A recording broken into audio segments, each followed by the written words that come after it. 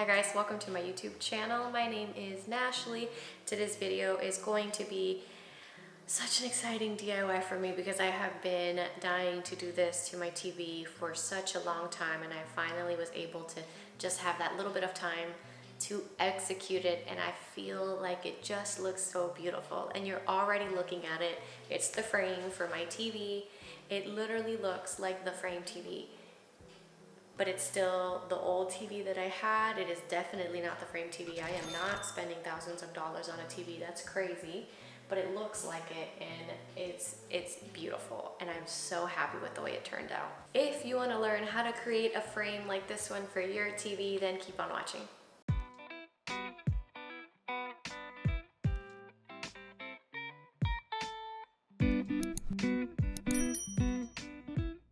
First and foremost, the first thing that I do whenever I have an idea in mind is go to Pinterest. So when I'm on Pinterest, I search for the things that I'm looking for. Originally, I was looking for how to style the frame TV because I was thinking about getting the frame TV.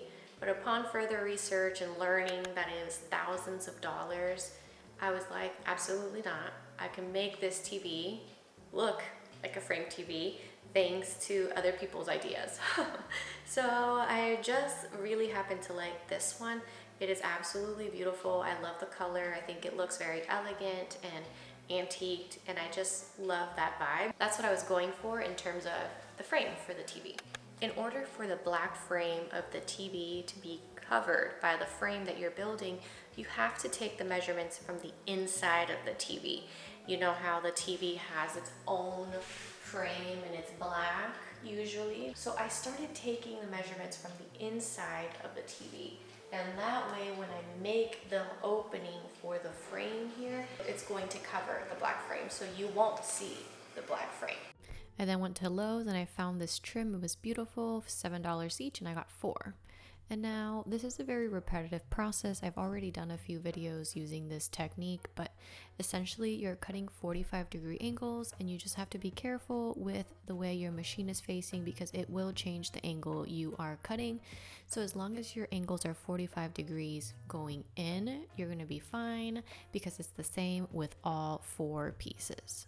Another factor to keep in mind when making your cuts, because it will change the way your machine is angled, is to decide which part of the trim you want closest to the TV. I ended up choosing the more intricate side to be closest to the screen. Therefore, when you make your cuts on the machine, that more intricate part is going to face the machine. I think my blade isn't as sharp in my saw, so it's kind of creating these frayed ends. So I just took sandpaper and sanded that down to make it smoother. And it looks like this versus like this. You can see all those little hairs, and it's going to make it look a little messy. I'm taking 1/2-inch screws, although if you can find smaller it would be best. And then I have an L bracket, and this is how I'm going to join the pieces of trim together to make the square. Just like this. I used a screwdriver and it worked perfectly. Now I'm going in with this plastic wood. It's a wood filler, and we're just going to bridge the gaps with it and fill in any holes. I recommend just a smaller screw, shorter one if you can find it, because these did go through the wood. And now we are getting to paint. I'm using a piece of scrap wood that was left over, and I am just testing out different techniques to see which one I like best.